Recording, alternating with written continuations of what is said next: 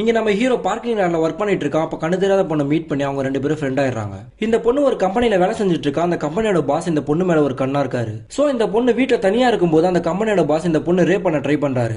அப்பன்னு பார்த்து நம்ம ஹீரோ அந்த பாஸ் அடிச்சு போட்டு அந்த பொண்ணை காப்பாத்திரான். தென் இவங்க ரெண்டு பேரும் லவ் பண்ண ஆரம்பிச்சிடறாங்க. இவன் அந்த பொண்ணு கிட்ட உனக்கு எப்படி கண்ணு தெரியாம போச்சுன்னு கேக்குறான். அதுக்கு அந்த பொண்ணு நாங்க ஃபேமிலியோட கார்ல போயிட்டு இருக்கும்போது ஒருத்த எரிஞ்சுக்கிட்டே ஒரு பில்டிங்ல தொங்கிட்டு இருந்தா. நான் அதை பார்த்துக்கிட்டு காரை கண்ட்ரோல் இல்லாம ஆக்சிடென்ட் பண்ணிட்டேன். சோ அந்த ஆக்சிடென்ட்ல என்னோட அப்பா அம்மா இறந்துட்டாங்க, எனக்கு கண்ணும் போயிடுச்சுன்னு சொல்றான். அது கேட்டதுமே ரொம்ப ஷாக் ஆயிடுறான். ஆக்சுவலா நம்ம ஹீரோ ஒரு பெரிய பாக்ஸர். சோ அங்க ஒரு பெரிய ஆள் கிட்ட பணத்தை புடுங்கி தர அடியாள் வேலை பார்த்துட்டு இருப்பான். அப்படி ஒருத்தங்கிட்ட பணத்தை அடிச்சு புடுங்கும் போது அவன் தான் தீ குளிச்சு அந்த பில்டிங் இருந்து குதிச்சிருப்பான். நம்ம ஹீரோவை அவனை காப்பாற்ற ட்ரை பண்ணும்போது அந்த ஆக்சிடென்ட் இவன் கண்ணாலேயே பார்த்திருப்பான். அவனுக்கு இது தெரிஞ்சதுமே நம்மளால இந்த பொண்ணுக்கு கண்ணும் போச்சு, அவனோட ஃபேமிலி இழந்துட்டா சொல்லிட்டு ரொம்ப ஃபீல் பண்ணி அழுவ ஆரம்பிச்சிருவான். அதனால அந்த பொண்ணுக்கு திரும்பவும் கண் பார்வை கிடைக்கிறதுக்காக டாக்டர்களை போய் எவ்வளவு செலவாகும்னு கேட்பான். அந்த டாக்டர் $30,000 சொல்லிடுவாங்க.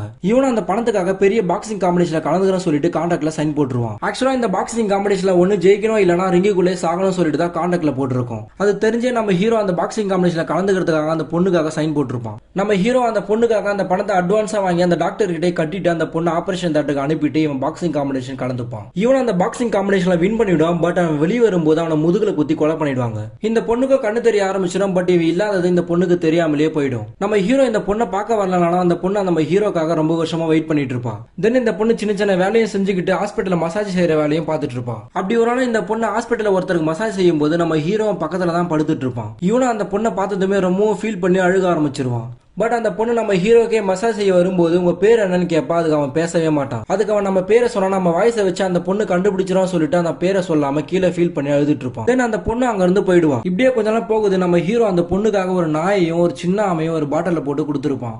சோ அந்த பொண்ணு அந்த பாட்டில் அந்த வேலை செய்யற கடையிலே வச்சுட்டு வெளியே போயிடுவான். அப்ப அங்க வந்தா நம்ம ஹீரோ அந்த பாட்டில் இருக்க ஆமையை பார்த்ததுமே அதை எடுத்துக்கிட்டு அங்க இருந்து கிளம்பிடுவான். பட் போகும்போது அந்த டாக் இவனை கண்டுபிடிச்சிடும். சோ இவன் கிட்ட வந்து குலைச்சிட்டு இருக்கும்.